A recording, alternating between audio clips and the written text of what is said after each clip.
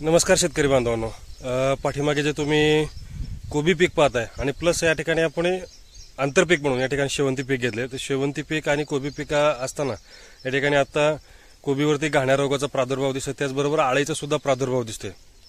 तर या ठिकाणी आपल्याला काय करणं गरजेचं आहे की जेणेकरून कोबीवरती येणारा जो घाण आहे हा पूर्णपणे नाहीसा होईल, आळी पण असेल हा जाईल. त्यासाठी आपण महत्त्वाची फवारणी ही कोणती करणं गरजेचं आहे. त्यासाठी हा निश्चितच महत्त्वाचा व्हिडिओ. त्यासाठी पहिलं काम असेल तर निश्चितच आपल्या चॅनलला फॉलो करा, कारण येणारे व्हिडिओ हे प्रथमतः तुमच्यापर्यंत येऊन पोहोचले पाहिजे. त्यासाठी निश्चितच आपल्या चॅनलला फॉलो करा. त्याचबरोबर व्हिडिओला लाईक करा, शेअर करा आणि आपल्या शेतकरी बांधवांना पाठवा.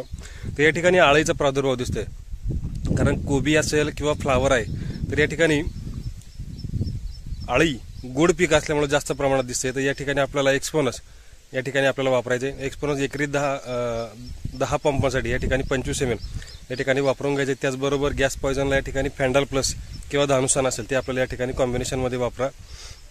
बुरशीनाशकमध्ये या ठिकाणी कोसाईड 2000 आणि स्टेप्टो म्हणजे अर्थात स्टेप्टोचे जे पॅकेट आहे ते सुद्धा आपल्याला या ठिकाणी वापरायचे. कोसाईड 2000 500 ग्राम, स्टेप्टोच्या 5 पॅकेट 10 पंपांसाठी आहे ते आपल्याला या ठिकाणी वापरून घ्या. आणि महत्त्वाचं असेल ते आहे स्प्रेडर.